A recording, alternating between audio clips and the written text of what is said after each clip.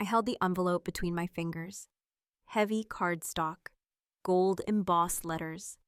My name centered in bold just below the words, "You're invited." I thought it was a mistake, maybe a cruel prank, until I read the next line, to celebrate the engagement of Mia Carter and Ethan Ward, my sister, and my ex-fiancé. I didn't react the way I thought I would. I didn't cry, I didn't even blink. Instead, I reached for my coffee and missed. The cup tipped sideways, spilling across the table, soaking a grocery list and a receipt from the last dinner Ethan and I had together. They had written it like a celebration, but it read like an obituary. Mia, 4 years younger, always the star of the room. Ethan, my steady, reliable, supposed future. We had broken up just 3 months earlier. He said we'd grown apart, that he needed time to think. He moved out the next day. Now I knew why. My eyes drifted to the RSVP deadline, 2 weeks. The venue, the same hotel where he'd proposed to me. I thought about the guest list, our family, old friends, co-workers. People who would wonder why I wasn't smiling. People who might think I was okay with this. I stood up and walked to the sink. The garbage disposal roared beneath my hand, but I didn't drop the card. Instead, I opened the kitchen drawer, pulled out a paperclip, and slid the invitation into a file labeled "For Later." Because I wasn't done, not yet. There's something about betrayal by your own blood, it cuts differently, deeper. And when it comes wrapped in tulle and champagne and fake smiles, it demands an answer. Would you go? Would you sit through the toasts, the speeches, the applause? Would you let the world believe their lie? Or would you make them pay without raising your voice? Tell me in the comments. Would you fight back or walk away? And where are you listening from tonight? Because this is how my story began. And what I did next changed everything. It started with a forgotten iPad. Mia had left it on my kitchen counter after stopping by to check in and drop off a pumpkin loaf she didn't bake. She was always theatrical about pretending we were still close sisters, confidants, like nothing had changed. But I'd learned to spot guilt when it dressed up as kindness. The iPad lit up just as I was rinsing my mug. A notification floated across the screen. "Ethan, miss you already," then 3 hearts. I froze. I hadn't touched the device. I hadn't even moved. But the truth had a way of finding me anyway. My fingers hovered over the screen. One tap would open everything. One tap would confirm what I already knew in my bones. And I tapped. There they were, texts, photos, voice memos. Weeks and months of messages. Plans, complaints, secrets. Their whole timeline played out, dated and documented. She sent him selfies from my bathroom mirror. He called her his real beginning. She wrote, "She'll never see it coming." They laughed about me, about my routines, about how predictable I was. I stood in my own kitchen and read messages sent from that very room. The oldest messages started 6 months ago, which meant they were already together while Ethan was still sleeping next to me, holding my hand at church, picking out tile for the bathroom remodel we never finished. I opened the Photos app next. She hadn't even tried to hide them. Screenshots of their flights, a video of them toasting champagne in a hotel suite. A hotel I recognized. It was the one Ethan and I had spent our anniversary in the year before.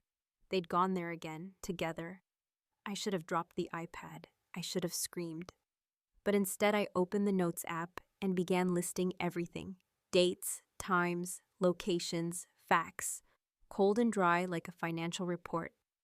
By the time Mia texted asking, "Hey, can I come grab my iPad?" I already had everything I needed. I told her I wasn't home. Then I bought a USB drive on my lunch break and began transferring the files. Labeled them by category texts. Photos, voicemails, other. I kept them organized. Clean, professional. As if it wasn't my life they were tearing through. That night I printed screenshots. Pages and pages. I sat on my living room floor with a hole punch and labeled folders. I didn't cry, I documented. Because something inside me had snapped. Not the part that loved Ethan, and not even the part that once protected Mia. No, it was the part that believed in silence. That part was gone. That weekend, I drove 2 towns over to a print shop no one in my circle would recognize. The girl behind the counter asked what I was printing. Client documentation, I said. Technically not a lie. She handed me a glossy stack with sticky notes between each set. Ethan's voice memos, Mia's hotel selfies, a full-color timeline of their affair. I slid everything into a plain black folder and walked out into the cold without zipping my coat. I wasn't angry, not in the way people expect. It was something quieter, heavier, like standing waist-deep in frozen water, no longer feeling your legs. That night, I pulled out a storage bin labeled wedding. I hadn't had the heart to get rid of it after the breakup. Inside place, cards, linen samples, receipts for a venue we never used. And in the bottom, my engagement ring, still in its velvet box, still shining. I added one last thing to the folder, a printout of the message Ethan had sent me 3 days before he left. Whatever happens, I'll always respect you for how you handled us. I slipped it between the pages labeled Lies We Tell to End Things Clean. By Monday, I had a full archive, digitized, backed up twice, one version on USB, one on a secure cloud drive, password protected with Mia's birthday because I knew she'd never guess I'd use something so close. I started rehearsing how I'd act if they brought it up. What would I say if they smiled at me across the room? Would I hug them, pretend laugh at their stories? Or would I finally let silence do what screaming never could? On Wednesday, Mia texted again. Mom says you haven't RSVP'd. You better come. Ethan's excited to see you. Excited. I stared at that word. Some people fall apart slowly. Others snap in an instant. I didn't reply. I just pulled out a yellow legal pad and started planning. Not the revenge, not yet. But the order of the evidence, the sequence of the clips, what should come first, the texts, the photos, the video of them in the hotel robe. What would make the biggest impact without me saying a word? I thought about their guest list, about the friends we used to share who probably thought I was bitter or broken, about the cousins who believed Mia could do no wrong. And I thought, what if the truth came from their own mouths, in their own words, in front of everyone they'd been lying to? What if I just let them expose themselves? That night, I poured a glass of wine. I didn't finish and opened a blank file on my laptop. Title: Engagement Presentation, subtitle: Let the guests decide. And in that moment, I knew this wasn't about revenge anymore. It was about reclaiming the truth. The elevator chimed at the 12th floor, ballroom level. I stepped out into the hallway, heels clicking against polished tile, each step echoing louder than the last. The hotel was upscale, but familiar gold accents, low chandeliers, and the faint scent of lemon furniture polish. The same place where Ethan had kissed my hand and said, "Let's build something forever." Now it was decked in blush florals and rose gold signage reading, "Welcome to Mia and Ethan's Forever Begins Tonight." I pressed my palms against my coat, feeling the small square shape in my pocket. The USB. Inside that ballroom was a projector, a sound system, and everyone who had ever believed their version of the story. A server offered me champagne at the door. I declined. The room was full, laughter sequins, tinkling glass. People were hugging, clinking drinks, telling stories over canapes. I spotted my cousin Jonna near the bar. She waved, hesitated, then smiled. A cautious one, like she wasn't sure whose side she was supposed to be on. I walked to the gift table and set down a small white box inside the printed copy of Ethan's first love letter to me. No note. Sarah Mia's voice rang out bright and breezy. She floated over in a pale pink satin dress, hair curled, lips glossy, like nothing had ever happened, like she hadn't gutted me and served the pieces with hors d'oeuvres. She leaned in for a hug. I let her. She smelled like orange blossom and sugar, the same perfume she used to borrow from me in college. "I'm so happy you came," she whispered, eyes damp. "It means so much," I smiled. It didn't reach my eyes. Behind her, Ethan was talking to my uncle, one hand in his pocket, the other swirling a drink. He didn't look up. The event planner tapped her mic. "Guests, please take your seats. We have a little something before dinner." Mia gave my hand one more squeeze and walked off toward the stage. I slipped into a seat near the back alone at a table set for 8. Name cards read, "Reserved for family." Apparently, I no longer counted. On the screen above the stage, a slideshow began. Photos of Mia and Ethan brunch dates, lake trips, blurry selfies from airports. Each image a dagger, not because of what they showed, but because of what they replaced.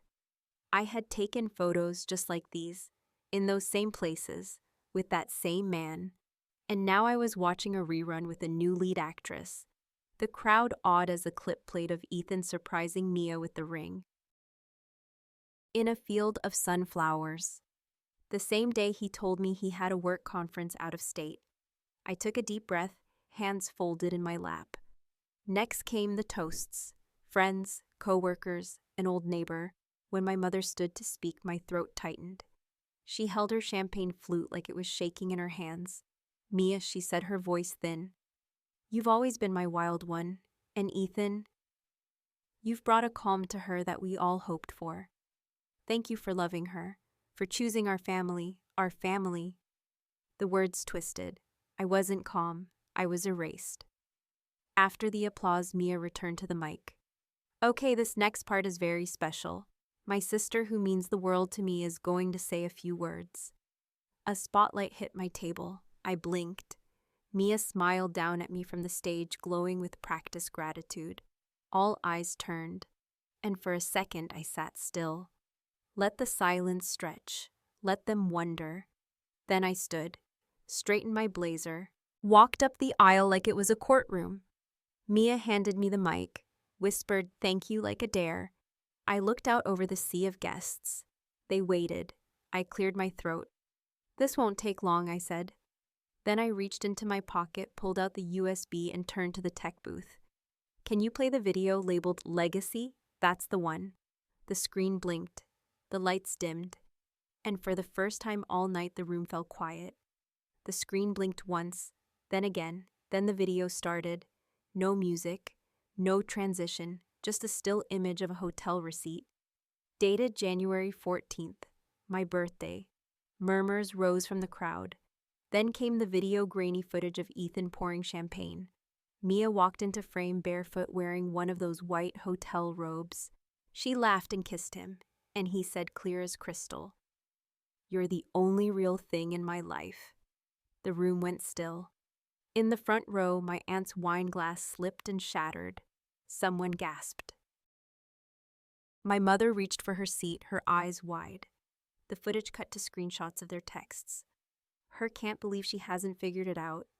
Him, "she's too busy making spreadsheets." Laughter, their laughter, then photos. Mia curled in Ethan's lap on a balcony I recognized. The one from my canceled anniversary trip. Then audio. Mia's voice. She always acted like she had it all together, like she was the smart one. But look who's wearing the ring. I stood off to the side, hands clasped, watching the entire room watch them. No commentary, no explanation, only what they had said, done, chosen. When the video ended, the screen faded to black. Silence lingered like smoke. Then someone stood up and left. Then another and another. Mia was frozen, not crying, not angry, just still, like someone had unplugged her. Ethan. He didn't move either, but his jaw clenched and his eyes darted between guests, scanning for exits. My mother rose slowly. Her voice was low but firm. "Mia, tell me that was edited." No answer. My father didn't look at anyone. He just walked out. The mic was still live. I walked back toward the stage, past the emptying tables, and stopped near Mia. Her eyes finally met mine. She whispered. Why I tilted my head, said quietly, "Because the truth belongs to everyone you lied to." Then I turned the mic off and stepped down. No applause, no confrontation, no chaos. Just a quiet room full of broken assumptions. Outside, the wind had picked up. I walked out into the parking lot alone. No one followed. In my car, I sat for a long while without starting the engine. Watched people come out in twos and threes. Some avoided looking at me. Others didn't know what to say. It didn't matter. I wasn't there for approval. I was there for clarity, and I got it. Back home, I put the folder in the shredder, page by page, photo by photo. I didn't need the evidence anymore. The moment had passed. The truth had done what it needed to do. I stood at the sink, washed a wine glass that hadn't been used, and opened the window. Cold air, quiet street. And for the first time in months, my shoulders lowered. Not from defeat, but from release. I wasn't carrying it anymore. I had given it back. All of it. And I knew even then they'd never look at each other the same again. Not after that night. Not after Legacy. MP4. The next morning, the silence had changed. It wasn't numb anymore. It was clean. No missed calls, no apologies, no dramatic follow-ups, just quiet. Until 9:27 a.m. That's when the first text came from my cousin Leah. I had no idea. I'm sorry, you didn't deserve that. By noon, my inbox had 5 emails from guests. 3 were apologies, 2 were confessions. They'd known something was off for months but didn't know how to bring it up. Then came the passive-aggressive ones. Couldn't you have just told her privately? There were children in the room, Sarah. And my favorite. You used to be so classy. What happened to you? I didn't reply to any of them. Because here's the truth. No one likes to admit. People don't hate liars. They hate being reminded they believed one. By afternoon, the video was already floating online. Someone had filmed the screen with shaky hands and bad audio, but the message was clear. It had no title, no caption. But in less than 6 hours, it had been reshared over 100 times. By evening, Ethan had gone radio silent. His Instagram vanished. LinkedIn currently on sabbatical. Mia still had her account. But every post since October had been wiped. The engagement photo was gone. The comments, the hashtags, the pinned reel from the sunflower field all deleted. What remained was a single photo, her standing alone in a white dress, captioned only, "I didn't see it coming. I didn't like it." Not because it hurt, but because it was dishonest. She had seen it coming. She'd built it. At dinner, my mother called. We hadn't spoken since the party. "Are you okay?" she asked. Her voice was smaller than I remembered. I said yes. She paused. I didn't know. I didn't think. I stopped her gently. "I'm not angry that you didn't know. I'm angry that you assumed." She was quiet. Then she said, "He was like a son to us." I looked out the window. "I was your daughter first." She didn't respond to that. We ended the call with polite goodnights, but something had cracked, not shattered, just shifted. The days that followed were strange. I went to work, sorted client accounts, answered emails. Nobody brought it up, but I knew they'd seen it. People were nicer, more careful, too careful, as if betrayal could stain me, as if being cheated on made me a liability. 2 days after the party, I ran into Nora, an old friend from grad school. She'd been at the engagement. We locked eyes in the grocery store parking lot. At first, I thought she might avoid me, but she walked over, slowly. I watched it twice, she said. I blinked. The video, she clarified. I didn't know how much I didn't know. I didn't respond. She shifted her weight, hugging a carton of oat milk to her chest. I've known Mia a long time. She always made herself the victim. She stopped, then added, "I'm sorry I didn't see it." Her voice cracked like she was the one who'd been betrayed. It hit me in that moment. People weren't just shocked because of what Mia and Ethan did. They were rattled because it made them question how often they'd let charm override instinct.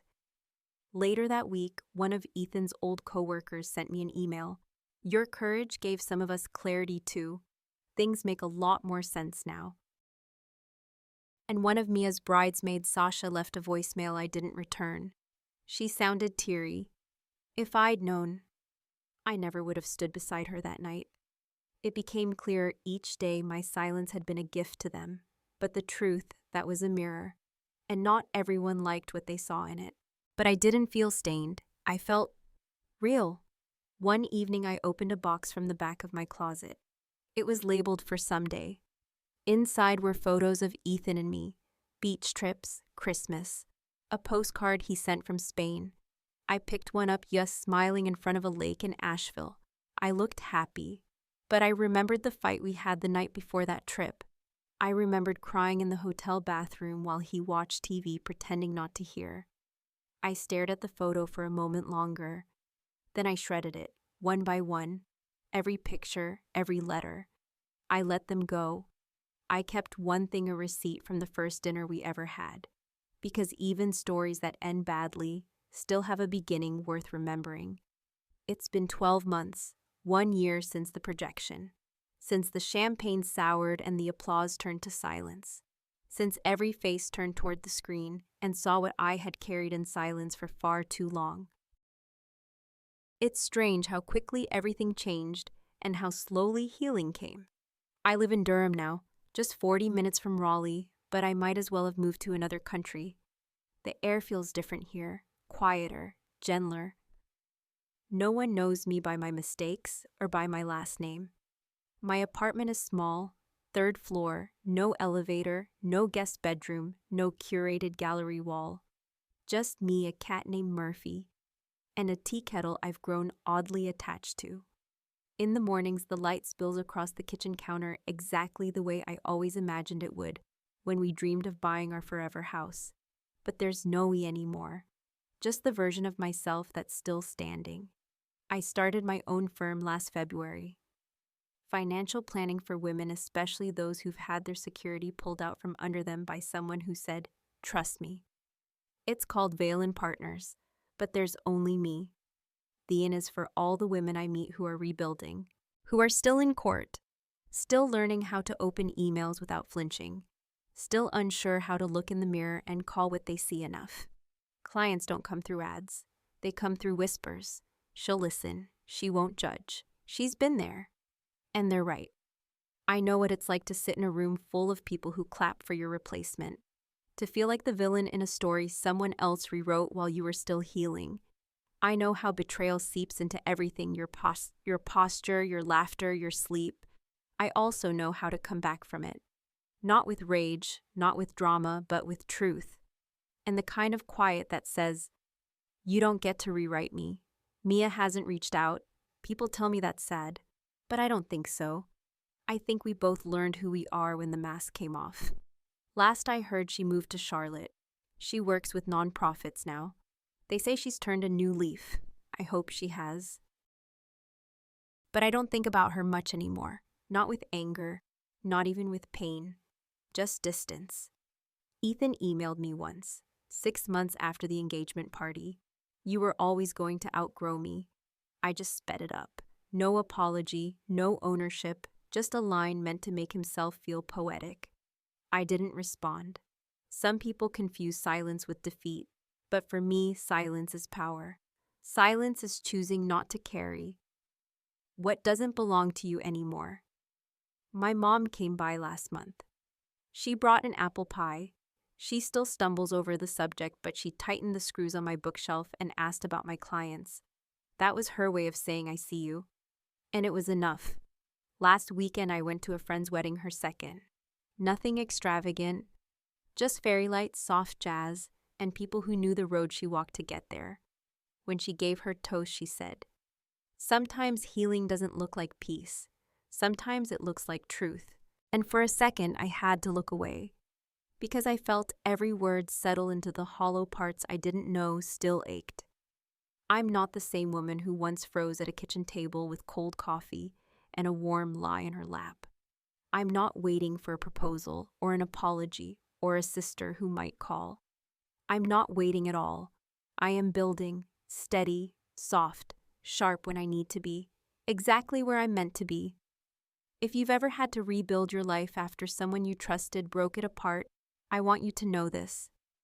It's okay if no one clapped for you. You're still standing. Have you ever been betrayed by someone you called family? Comment yes or no, or share your story because someone reading might need to know they're not alone. And let us know where you're listening from. Subscribe to EN True Tales for more stories like this, not just stories that hurt, but stories that heal.